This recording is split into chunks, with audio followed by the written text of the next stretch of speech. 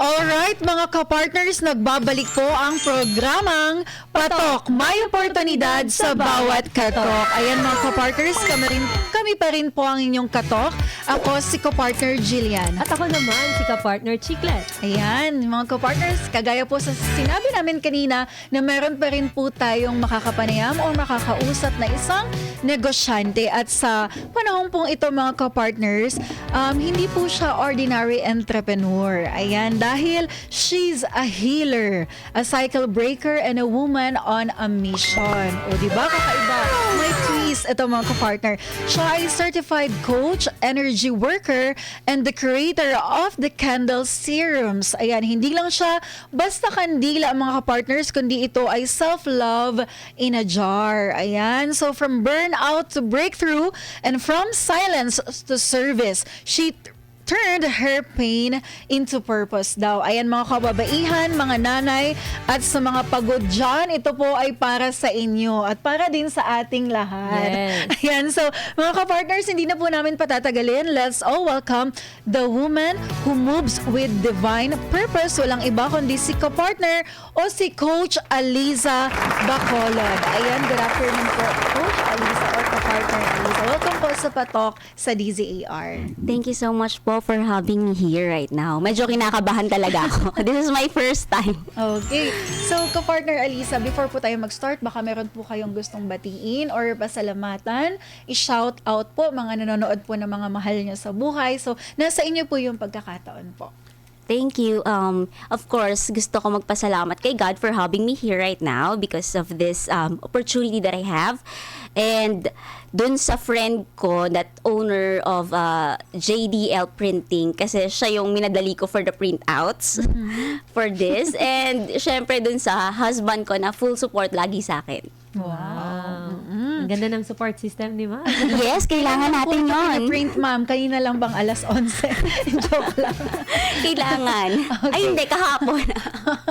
Okay, at least ma'am, di ba, ngayon push through na tayo. Yes. Ito ma'am, so I'm so curious po sa title po ng episode, which is yung sabi na Healing Through Flame and Love.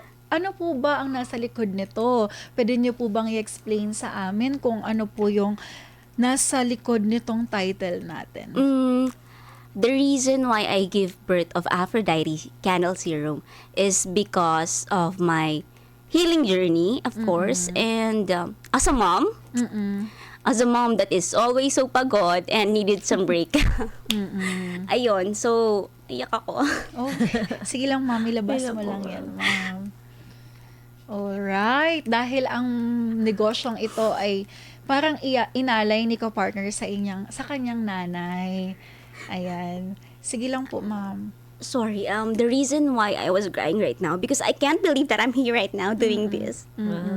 Congratulations. Wow. Ma. Palakpakan po natin si ka-partner. Nagalabas na po siya. Yan po ay tears of joy, mga Yes, ka-partner. Ganyan po talaga.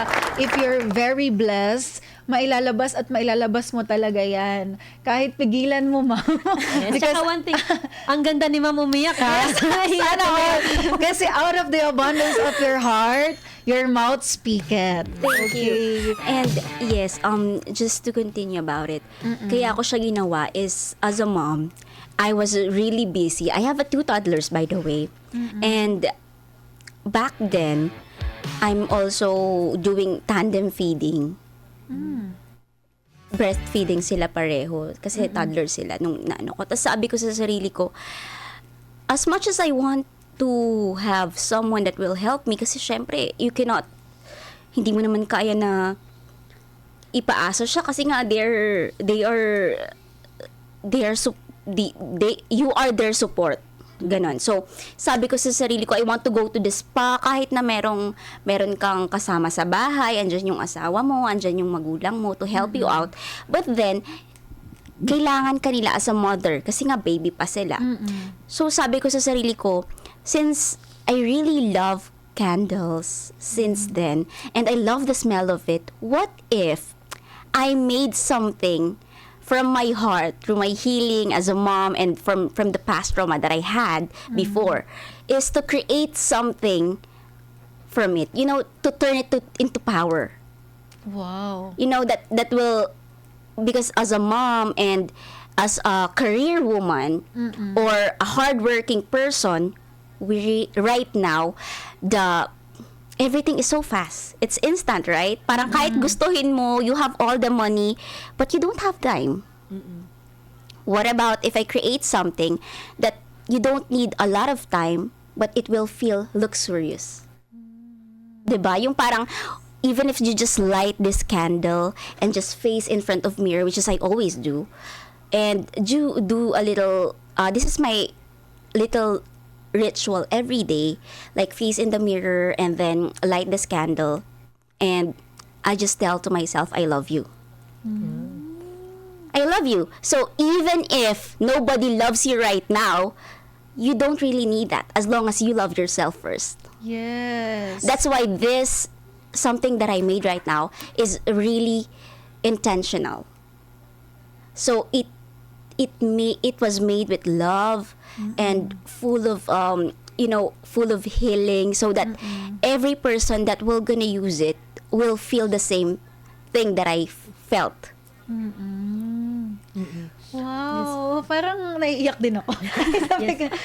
Kapartner Elisa, saan nagsimula yung healing journey mo? So, was there a specific moment that lead you to breakthrough? Well, honestly, maraming bagay that I should start healing talaga when I was young. You know, we face a lot of trauma when we were young until we grow up and we thought that we were escaping or wala na siya. And then you will realize we're just trying to escape from it. And then siguro nagkaroon ako ng parang it's like God pushed me or told me that I have a purpose for you. And it's like you need to heal yourself so you can also help others. Because if you are, I mean, not only for us a mom, but as a person, as a human being, we really need to help ourselves first before helping other people. Because most of us right now is trying to help everyone without helping ourselves first, even loving ourselves first. Sobrang bilis ng mga taong magmahal ng ibang tao na hindi nila naiisip na hindi pala nila minamahal yung sarili nila. 'Di ba? Yung parang kaya mong ibigay lahat ng 100% mo sa work mo, lahat ng 100% sa pamilya mo, sa taong mahal mo, but sino magbibigay nun sa'yo? So that's when I started this healing journey. If I can give those a lot of love to other people, why I cannot give it to myself? So that I can give more.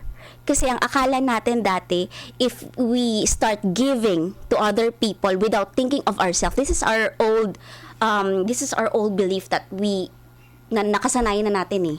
Yung magbigay na magbigay sa ibang tao, and then what happen is mauubos tayo, madidrain tayo to the point na magsusumbat na tayo, to the point na kahit ayaw mo siyang isumbat, nabubuo tayo ng resentment at kung ano-ano na nararamdaman. Umiyak tayo sa gabi.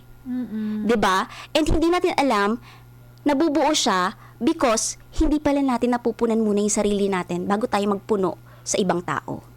Exactly. And you cannot give others what you don't have. Yes. Di ba, ma'am? So, ito, Opo. very, nakaka-relate po ako dun sa sinishare po ninyo. And of course, maraming nakaka-relate din po ng mga moms dyan na nanonood. So, ito po, madalas po talaga natin narinig itong self-love. Lagi po talaga sa bawat, sa bawat nakakausap ko po, importante po talaga is love yourself. Pero, paano po ba ito ma-apply po i-practice. Actually, paano po siya i-practice? Lalo na po sa mga mami.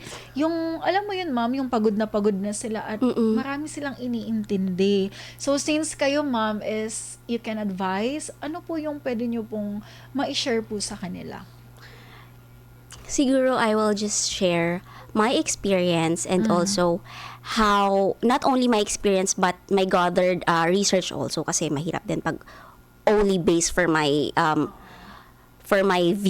point of view, diba? So, for this kind of a question, you can practice self-love starting in the morning.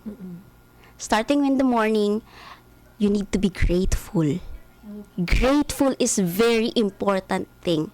Kahit na lahat ng bagay sa paligid mo is magulo, when you are grateful, parang lahat maganda. Kasi ako, I started with breathing, and then ang ganda ng araw na to.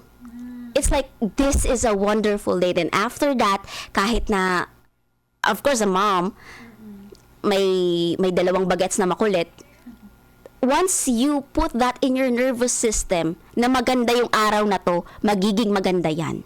At kahit anong mangyari, hindi ka masyadong maaapektuhan. Pero kapag gumising ka, ang bigat agad ng feeling mo and nakalimutan mo magpasalamat, actually by just saying thank you to God is a very big help. Saying it every day. And if you can do this every morning, start by saying I love you to yourself in front of the mirror. Wow, galing. So, ina-affirm mo na talaga yung sarili mo. Binibigyan mo ng mga words of affirmation yung sarili mo, Yes. ma'am. Gusto ko lang matanong kasi mention mo nga kanina, you have na trauma ka before. And then ngayon, you are now a healer. So, ginamit mo yung trauma mo na magkaroon ka ng mission na tulungan not just yourself but also the other. So, ano yung nararamdaman mo ngayon na nakakatulong ka na nakatulong ka na sa iba as how you help yourself before? That kind of purpose is really fulfilling for me, because kapag naririnig mo, nakakagaan siya sa pakiramdam that, you know what, sis or beb or whatever they call me, the advices that you gave me actually changed my life. Yun, kahit yung term lang na yun, nakakatuwa na siya.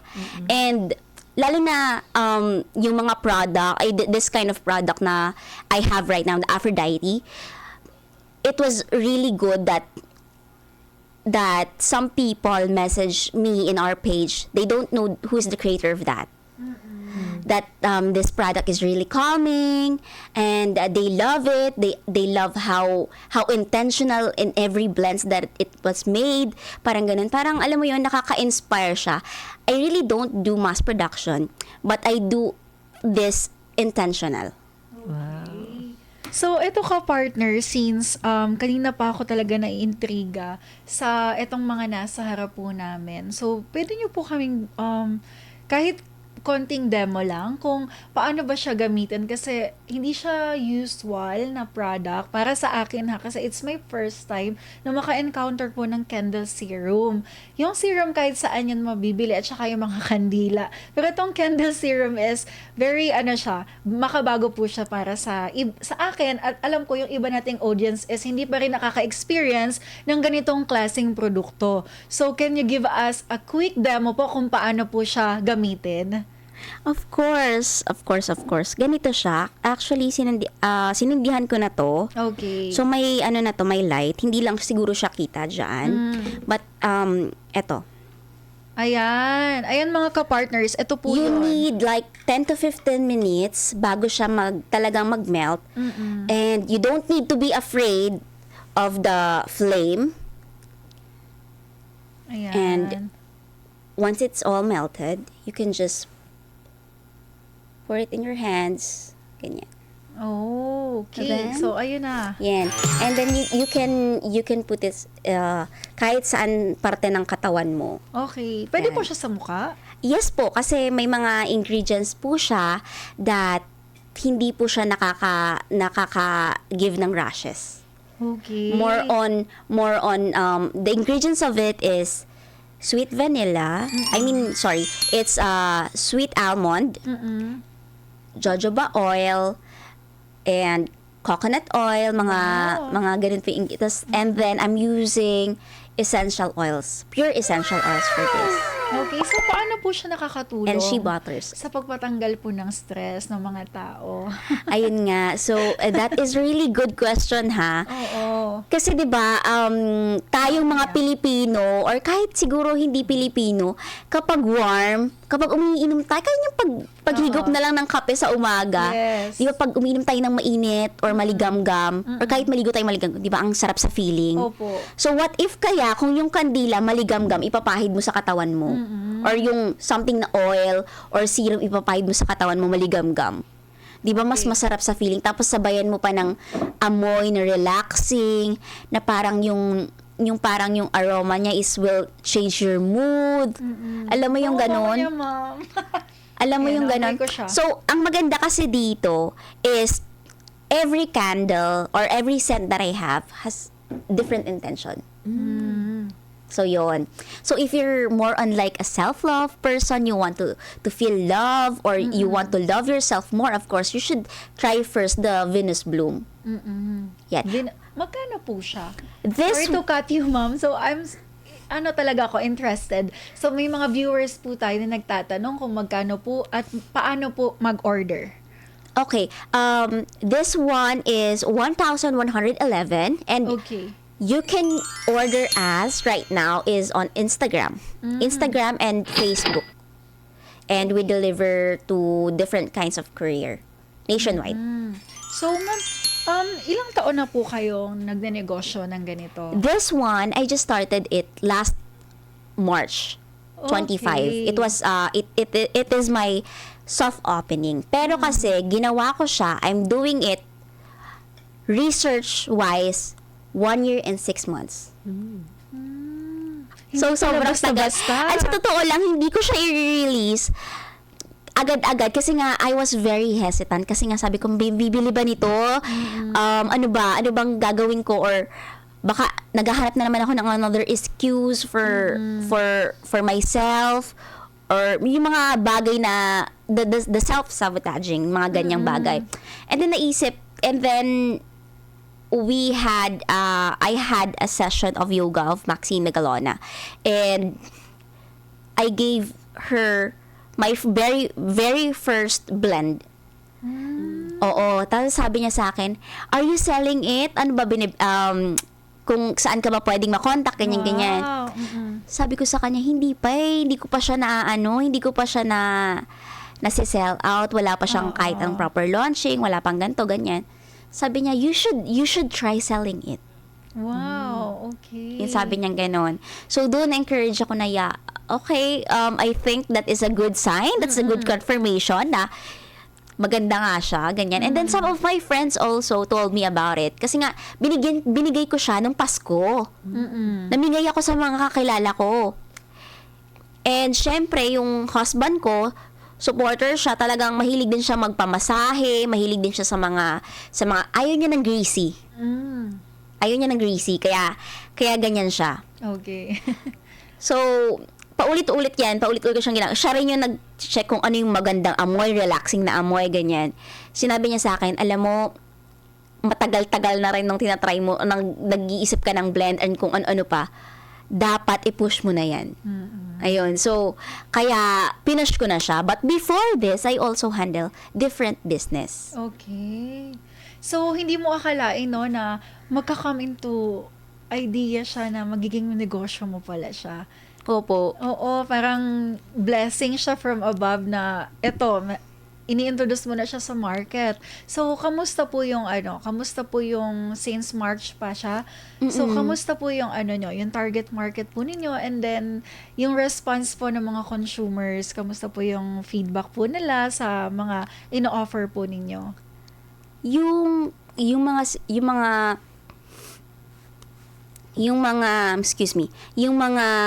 feedback ng mga consumer namin as of now, they love it because of the intention, Opo. because of the because of how they use it, kaya nga nakaka-melt din talaga siya ng stress kasi nga pag ginagamit mo siya. And align din talaga yung mga bumibili sa akin, like resonate siya dun sa product na I'm selling to the other people. Kaya maganda yung feedback. Pero hindi pa siya yung hype, hindi pa siya hype. Opo, wala pa doon. Opo, Pero wala pupunta na. pa. Yes, Opo. hopefully. Yes, opo. Magdilang anghel ka, ma'am. Yes, claim mo na yan, ma'am. Yes. Opo. Tapos, bad feedback or negative feedback, as of now, wala pa. But, of course, we are open for growth, 'di ba? Okay. Parang kung improvement, we are open for that. And any feedback, good or bad, is open kami. Para every feedback kasi will help us also to expand. Oo, totoo. At saka, alam mo ma'am, hindi mo minsan yung opportunity kasi bigla na lang dumadating talaga sa hindi natin inaasahan na. Yes, kagaya panahon. nito. Like, di ba? So, ito ma'am, bigyan niyo po sila ng idea kung paano po sila mag-order. I mean, sabi niyo po kanina sa Instagram, baka po malay mo may gusto mag-resell, open po ba kayo sa ganon? Yes po, pwede naman po siguro, or they can message us about it. And if they want very intentional candles also, candle serum, they can also give us a message on our page and or on Instagram, which is aphrodite.ph. Okay. It's APRDT.ph. Okay. Ay, hindi ko nga binabanggit eh. AP. How do I pronounce it? Basta candle serum siya, mga kapartner. Aphrodite. Aphrodite. Bakit saan nagsimula itong name nito? Parang nahirapan ako Aphrodite. bigkas. Aphrodite po, it's a goddess. Okay. Aphrodite is a goddess of love, fertility, goddess of beauty. Aphrodite. Yes. Okay. So, Ay, ayan. mayroon na akong tanong. So, what's your biggest lesson na in selling na product na hindi lang siya for just functional but also for emotional? Lesson, I think my biggest lesson right now is parang nakakatuwa. Kasi as a mom, as a stay-at-home mom po ako ha. As a stay-at-home mom, I never thought that I would have this kind of opportunity to sell this kind of product or to even help others through their healing or being a life coach right now, which is very far from me before. So, ang lesson ko is right now in this kind of generation, if we don't start and we keep on doubting ourselves, talagang matatagalan ka. Kaya kung kaya mo ngayon, gawin mo na. Totoo. 'Di ba? I-go mo na 'yan. Take the risk. Totoo, no? So, kapartners, pwede rin po kayo magsabi ng advice po dun sa mga single mom, yung mga ganyan, yung mga kababaihan po dyan na they feel lost or stuck. So, ano po yung pwede nyo pong ma-advise sa kanila? To all the women's out there, the advice that I could give right now is kapag feeling mo wala yung lahat or lost ka ngayon or hindi mo alam kung saan ka pupunta, start with yourself first. Start with yourself before you do other things. Kasi kapag hindi natin sinimulan muna sa sarili natin, mahihirapan din tayo mag-function sa ibang bagay. Even in healing, in love, and in career, start knowing yourself first. Yan, ang galing. Napakagaling ni ka-partner, no? Partner Alisa. Kasi even Coach ako. yan talaga si Oo, parang ang sarap mag-session kay Nakikil yung ano natin, Malabas no? lahat ng mga toxic. Ay, ganun. So, ito ka-partner, last question ko na po is, sabi niyo po kanina na you're a mother of two. Yes And then po. at the same time, you are a business woman. The same time, you have your own family. So, paano yung work-life balance po ninyo? Kamusta po? May time ba na nai-stress ka? Knowing na you're a coach. And then, how do you still handle it po? Sa totoo lang, I'm also a human being, and there is a time, not just a time, but there are phases of my life na talagang nai-stress ako. And how I handle it, I don't handle it. If you're stressed, sometimes you're not supposed to suppress your emotion. You need to feel it. Kung kailangan mong umiyak, umiyak ka. Kung kailangan mong sumigaw, sumigaw ka. Kung kailangan mong magpahinga, magpahinga ka. Kasi, kapag lalo mo siyang kinimkim, lalong pipikat. Oh, yeah. And we are not meant, as a woman, I'm talking about women, we are not meant to do everything at once. in social media, you see a lot of women doing everything at once. And it will end up very disaster. We have our femininity na nawala na siya in a long period. Kasi nga, right now, mas marami yung masculine women. When I say about it, it's more on, kailangan kumayod ako, kailangan magkapera kami, kailangan kasi single mom ako, kailangan independent ako. And that is a masculine energy. Tama. Being a feminine is you are not supposed to chase.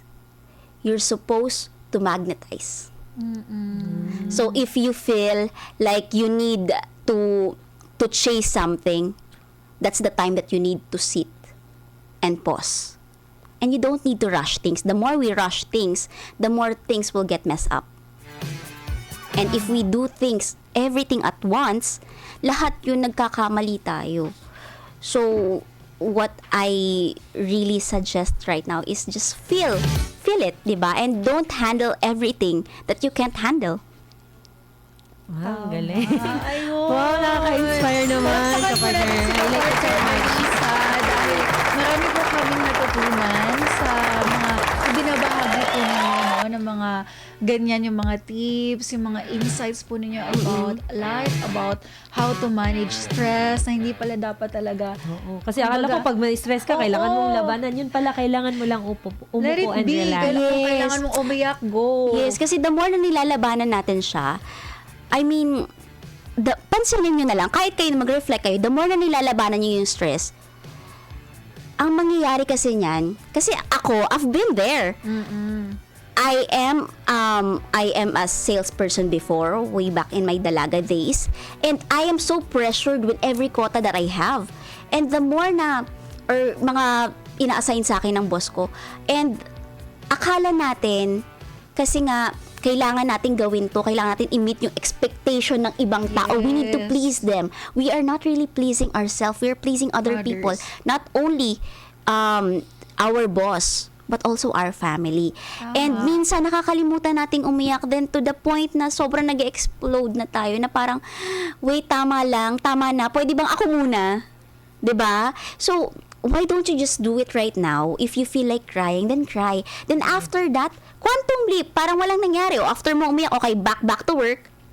Kesa naman yung gawin mo, kimkimin mo lahat ng galit mo. Then mag-work ka kagad. Ang nangyayari kasi nun, nawawala yung level na dapat nilalabas mo siya.